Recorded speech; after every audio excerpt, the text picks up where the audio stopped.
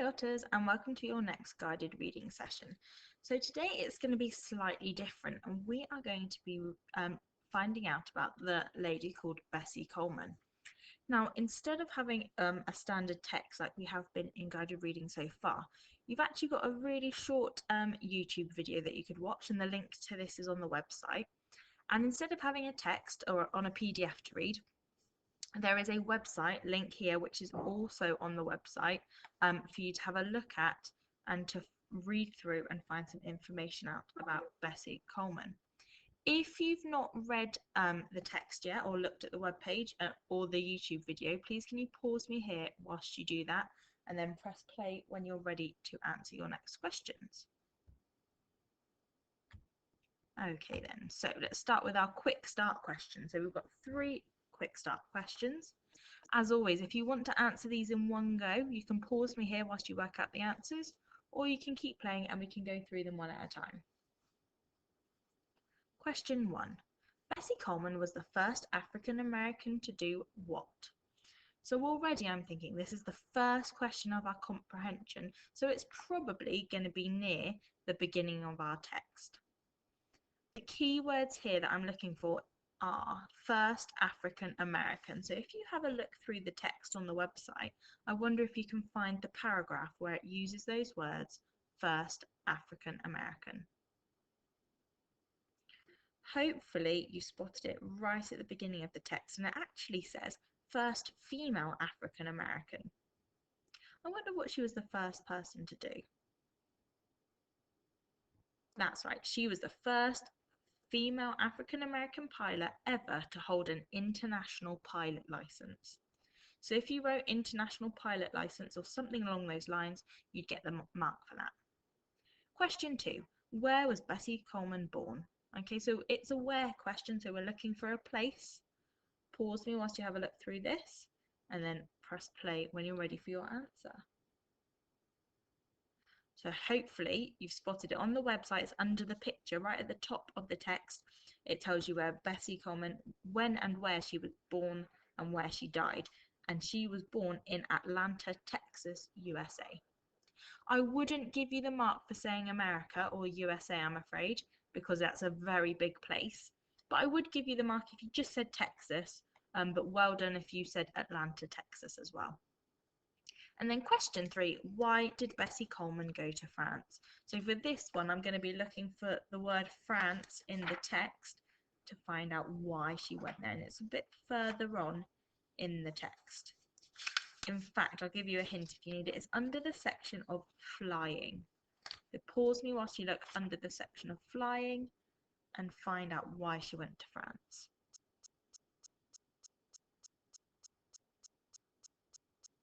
Right then, so she went to France to learn how to fly, basically. She learned to learn how to become a pilot. Moving on to the vocab that you may not know. So there were 3 phrases and words that I thought you might not be 100% sure of in this text. There might be other words that you struggle to pronounce, but they are often words of places, or names of places rather. So the first one says how she fought discrimination.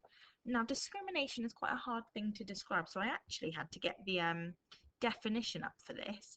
And it says that discrimination is when someone treats you differently, unfairly, or worse because of your age, being disabled, maybe your gender and your gender identity, who you're married to, or whether you have children, your race, your skin color, any way in which you look.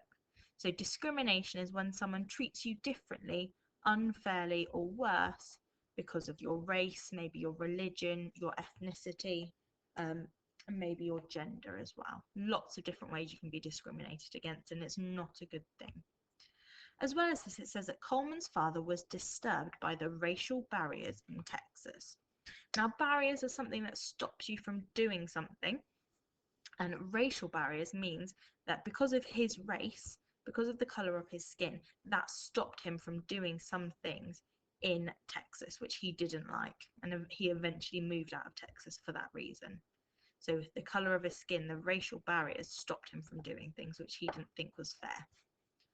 And then the final one is harvest. Now, I'm pretty sure you all know what harvest is because we have Harvest Festival, but it's basically when crops need to be picked or cut down and prepared, okay? So Bessie, even though she was in school, whenever it was the harvest, all of the African American children, they weren't allowed to go to school because they had to help out with the harvest and pick the crops. First of all, partner talk. It says find evidence that Bessie Coleman was resilient. Okay, so if have a chat with somebody at home about what that word resilient means. It is one of our school values, so you should know. And then have a think about what evidence there is in the text to prove that. Pause me whilst you look through, and then press play when you're ready for some answers. So I had a look through this, and there were loads of things you could have said. You could have said how she managed to finish primary school, even though she had to miss lots of it to help up with the harvest. You could say that she was resilient because her dad left and her older brothers moved out, so she had to look after her younger siblings a lot. You could say she's resilient because she saved up lots of money to go to college. And even when she had to drop out of college because she ran out of money, that didn't stop her from studying. So she went to night school. She learned French in the evenings. Okay, she's worked lots of different jobs to save up some money. And the most important thing, I think, is she didn't give up. So she didn't give up on her education. She didn't let the fact that she didn't have very much money stop her. She didn't let the fact that maybe there were some racial barriers for her, or the fact that she was a girl, she didn't let that stop her, and she kept going. You might have actually found some other reasons that Bessie Coleman was resilient, because I think this whole, more or less, this whole article just shows how resilient she is. So maybe have a conversation with somebody at home and see whether they agree that that shows that Bessie Coleman was resilient. Next question, so individual thinking. Now, hopefully you remember what this slanty writing is called and why we have it in a comprehension. It's been written in italics, and that's because it comes straight from the text. So in the text it says, during the harvest, African American children could not go to school. You could, if you wanted, find that section in the text and underline it if that might help you.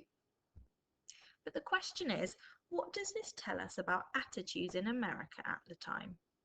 So the fact that African American children couldn't go to school during the harvest, what does that tell us? You might want the sentence stem of, this tells us that the attitudes in America were, and then you maybe want to list, or you could say, this tells us that, and then continue my sentence stem from there. Pause me whilst you have a go at that, and press play when you're ready to go through some answers.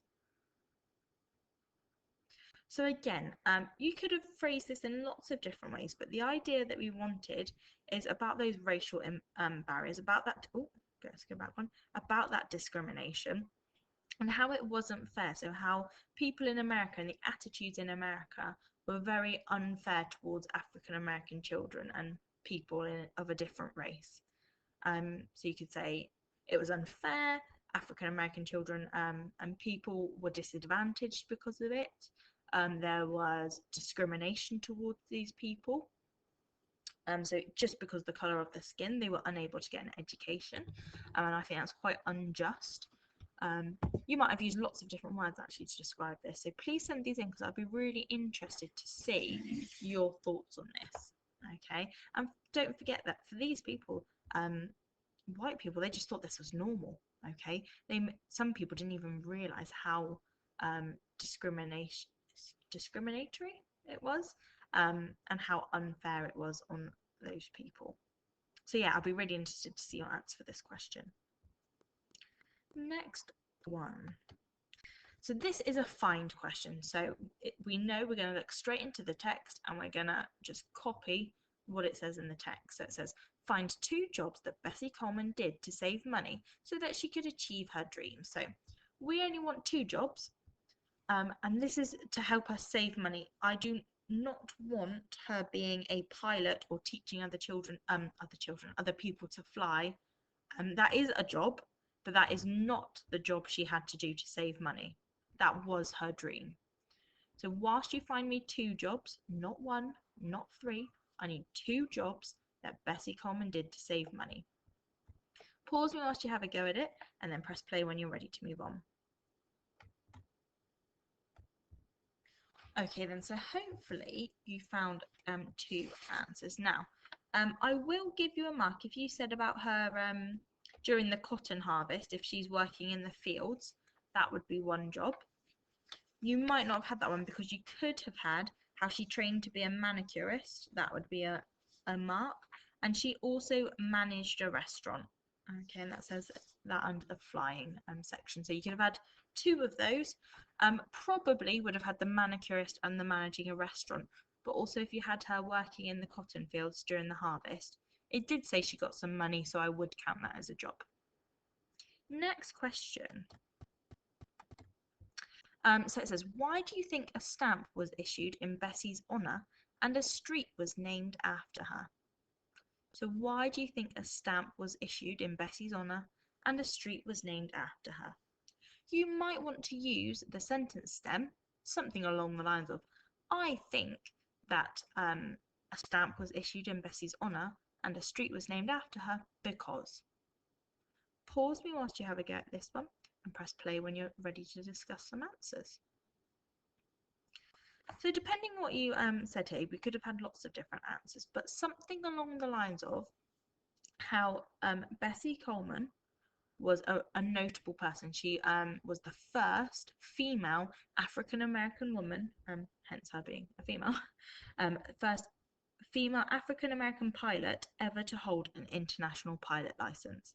That is why she got the street named after her and also a stamp issued in her honor, because she was the first female African-American pilot with an international pilot license.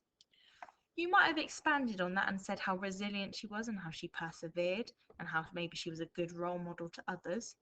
Okay, but that all comes down to the fact that she achieved her dream of becoming an international pilot. I think we've got one more question, and we do. And it says, what can we learn from Bessie Coleman? Your sentence starter here might be, we can learn from Bessie Coleman, and then maybe have, or I know, actually, I changed my mind. We can use colon to introduce a list. You could have, we can learn lots from Bessie Coleman, colon, and then list all of the things that we could learn.